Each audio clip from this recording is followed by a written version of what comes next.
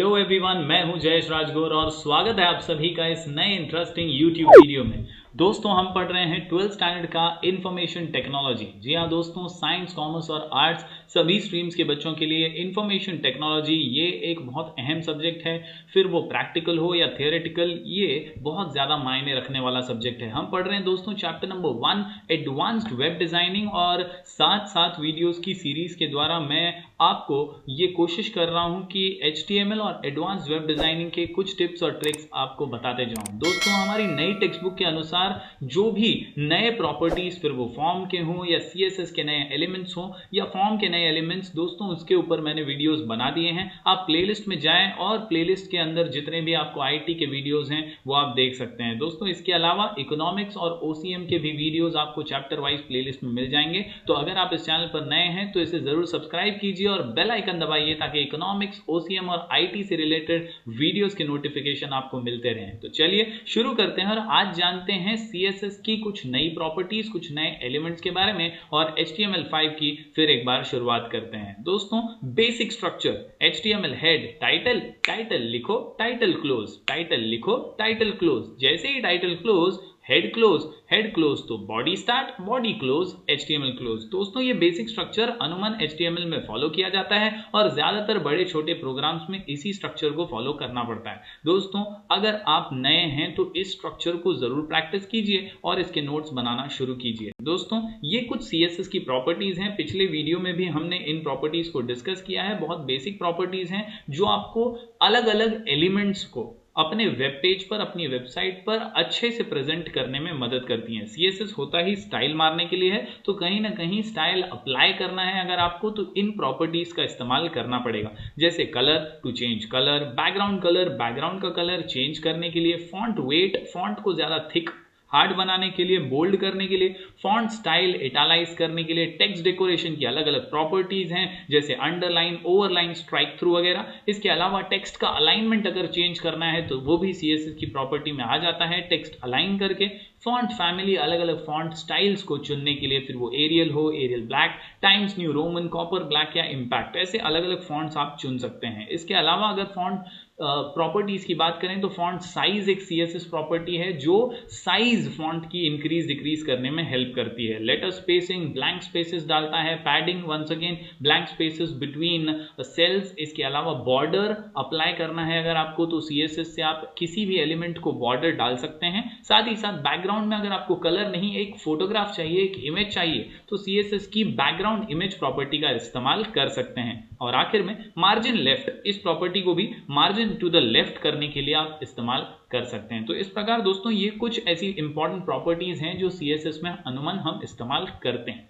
दोस्तों, आज का जो हमारा मुख्य टॉपिक है वो है CSS सिलेक्टर्स के बारे में, और इसमें ID सिलेक्टर की हम चर्चा करने वाले हैं। दोस्तों, ID जो होता है ये किसी भी एलिमेंट को स्पेसिफिकली टारगेट करता है और उसे डायरेक्टली चेंज करने के लिए हम ID का इस्तेमाल कर सकते हैं। बहुत ही सिंपल और बहुत ही अच्छा ये जो सिलेक्टर है वो हो सकता है आपके वेब पेज को, आपके वेबसाइट को और अट्रैक्टिव लुक फील देने के लिए।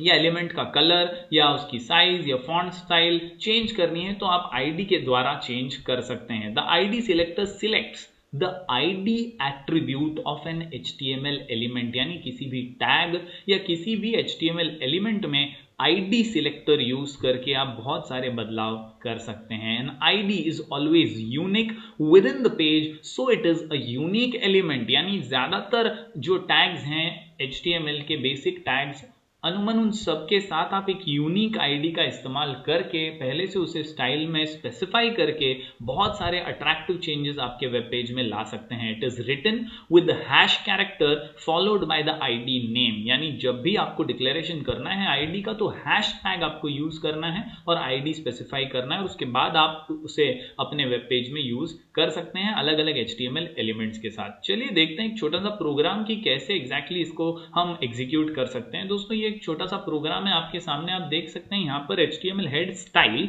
जो हमारा इंपॉर्टेंट टैग है, स्टाइल टैग से ही हम CSS अप्लाई करते हैं। इसके अंदर हैश टैग के साथ para1 लिखा गया है। ये para1 क्या है, तो ये ID है दोस्तों। para1 की जगह आप ABCD लिख सकते हैं, आप अपना नाम लिख सकते हैं। ID आपको स्पेसिफाई करना है, यानी हैश टैग के बाद you will specify your ID और फिर डिक्लेरेशन किया है कर्ली ब्रैकेट्स में टेक्स्ट अलाइन, आंसर है सेंटर, यानी हमें टेक्स्ट को सेंटर में अलाइन करना है। और कलर आंसर है ब्लू, तो कलर हमें ब्लू चाहिए, इसलिए हमने वो वहां पर लिखा है। यानी basically we are creating an ID which is specifying that text should be aligned in the center and color should be blue।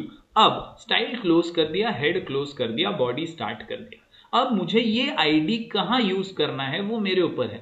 मैं यहां पर पैराग्राफ में अगर यूज करना चाहूं तो मैं लिखूंगा P यानी पैराग्राफ, फिर आईडी, और आईडी इज इक्वल टू जो मेरे आईडी का नाम होगा वो मैं वहां इन्वर्टेड कॉमास में डालूंगा। तो यहां पर मैंने आईडी का नाम देखा है para1, तो मैं लिखूंगा ID is equal to para1 और फिर मेरा जो पैराग्राफ होगा वो वहां पर मेंशन कर दूंगा। तो ऑटोमेटिकली जो आईडी में हमने डेकोरेशन की प्रॉपर्टीज डाली हैं वो हमारे पैराग्राफ पर अप्लाई हो जाएंगी। चलिए कुछ देर में हम देखेंगे कि इसे कंप्यूटर पे कैसे एग्जीक्यूट करते हैं। इस सिलेक्टर के अलावा दोस्तों हमारे पास क्लास सिलेक्टर का भी ऑप्शन है CSS में, ये भी बहुत मजेदार है। जैसा अभी अभी हमने देखा, यहां पर हमने एक पर्टिकुलर आईडी तैयार किया para1 नाम से। अगर हम एक क्लास क्रिएट करते हैं तो हम अलग अलग एलिमेंट्स में उस क्लास का इस्तेमाल कर सकते हैं और आसानी से और अच्छा अट्रैक्टिव पेज बना सकते हैं। The class selector selects HTML elements with a specific class attribute. It is used with a period character, यानी एक डॉट फुल स्टॉप सिंबल से आप एक क्लास क्रिएट कर सकते हैं। जैसे मैंने बताया आईडी के लिए हैशटैग यूज करना है, यहां पर क्लास के लिए you require a dot symbol, that is a full stop symbol. The class selector is used when you want to change a group of elements, यानी बहुत सारे अलग अलग एलिमेंट्स पर जब आपको चेंजेस लाने हैं कलर में, बॉर्डर में या फॉन्ट स्टाइल में, तो आप वो क्लास सिलेक्टर के यूज से कर सकते हैं with in your HTML page. The class name, सिर्फ एक नोट कीजिए, class name should never start with a number. एक नंबर से कभी उसकी शुरुआत नहीं हो सकती, यानी 9A नहीं हो सकता। A9 आप लिखेंगे तो चलेगा, लेकिन 9A ऐसा नंबर से स्टार्ट नहीं कर सकते। इसका भी एक उदाहरण यहाँ पर दिया है दोस्तों, आप देख सकते हैं। HTML हेड स्टाइल हमने यूज किया है CSS के लिए, उसके बाद dot intro, this is my class name dot intro, और फिर मैंने डिक्लेरेशन किया है text align centre, colour blue, ये मेरा नॉर्मल डिक्लेरेशन है। इसके बाद स्टाइल क्लोज, हेड क्लोज। अब इस क्लास को यूज कैसे किया, तो H1 class is equal to intro, मतलब मैंने बता दिया है पहले से HTML को कि बॉस मेरे क्लास का नाम है इंट्रो और उसमें ये चीजें होनी चाहिए, टेक्स्ट सेंटर में होनी चाहिए, कलर ब्लू होना चाहिए। तो जब मैं H1 यानी हेडिंग जब देता हूं और उसको क्लास स्पेसिफाई कर देता हूं इंट्रो, तो ऑटोमेटिकली वो हेडिंग जो है मेरे क्लास की प्रॉपर्टीज के साथ नजर आएगी। साथ ही साथ उसे आप दूसरे एलिमेंट के साथ भी यूज कर सकते हैं। यहाँ पर पैराग्राफ के साथ भी class is equal to intro डाला गया है, मतलब यहाँ पर पैराग्राफ को भी वही सारी प्रॉपर्टीज मिलेंगी। तो दोस्तों चलिए हम बढ़ते हैं हमारी कंप्यूटर स्क्रीन की ओर, देखते हैं कैसे ये आईडी सिलेक्टर और क्लास सिलेक्टर्स काम करते हैं और कैसे हमें इन्हें आसानी से एग्जीक्यूट करना है। तो दोस्तों सबसे पहले नोटपैड ओपन कर लीजिए।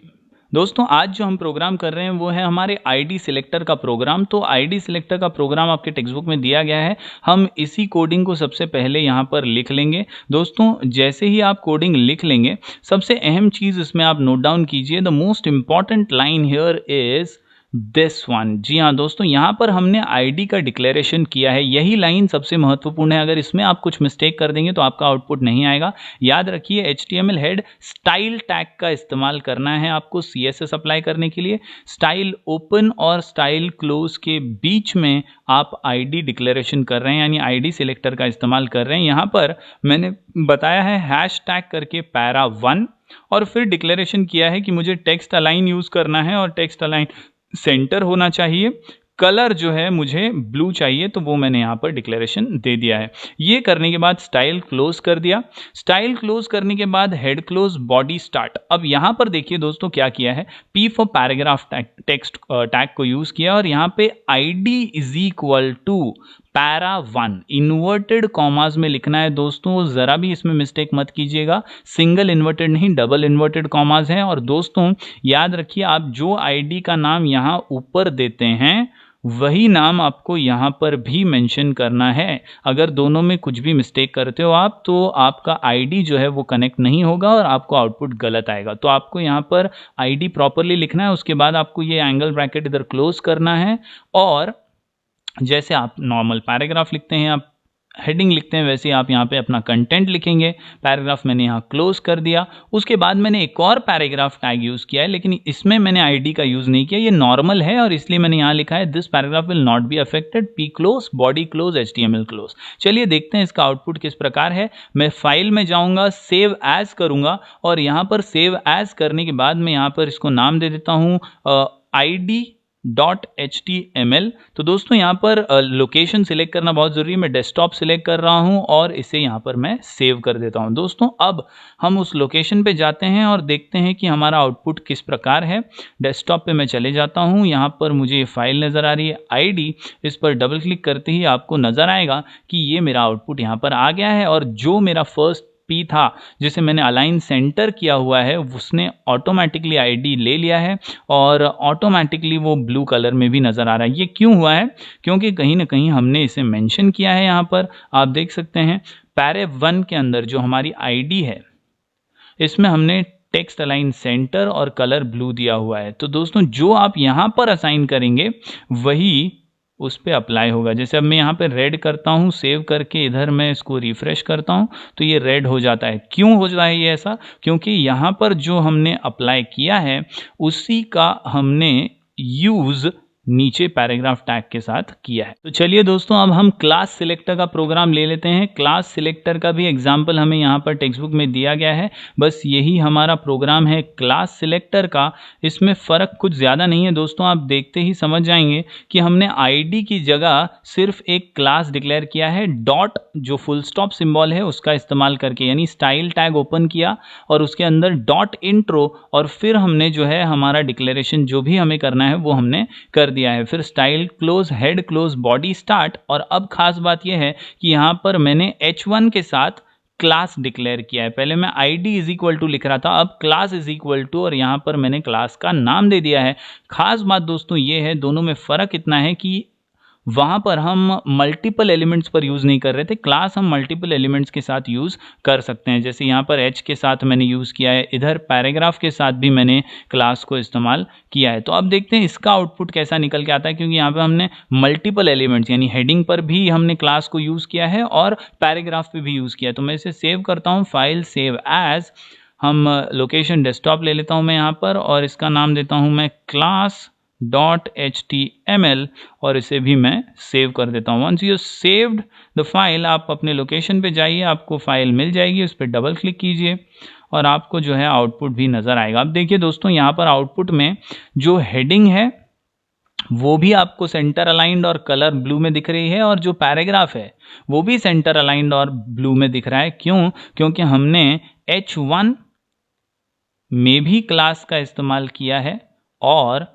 पैराग्राफ में भी क्लास का इस्तेमाल किया है। तो इस प्रकार दोस्तों आईडी सिलेक्टर्स काम करते हैं। सिर्फ आपको एक इम्पॉर्टेंट लाइन के बारे में समझना है, जो है डिक्लेरेशन की लाइन, जहां पर स्टाइल ओपन और स्टाइल क्लोज के बीच हम CSS के सिलेक्टर्स का इस्तेमाल करते हैं। होपफुली आप ये समझ पाए होंगे और एग्जीक्यूट कर पाएंगे। तो दोस्तों होपफुली आपको ये वीडियो समझ में आया होगा, आप भी इसे इसी तरह एग्जीक्यूट कर पाएंगे। दोस्तों इकोनॉमिक्स, सोशियम और IT के इसी प्रकार वीडियोस मैं आपके लिए लाता रहूंगा। मिलते हैं फिर एक बार कुछ और इंटरेस्टिंग वीडियोस के साथ, तब तक के लिए do like, share and subscribe.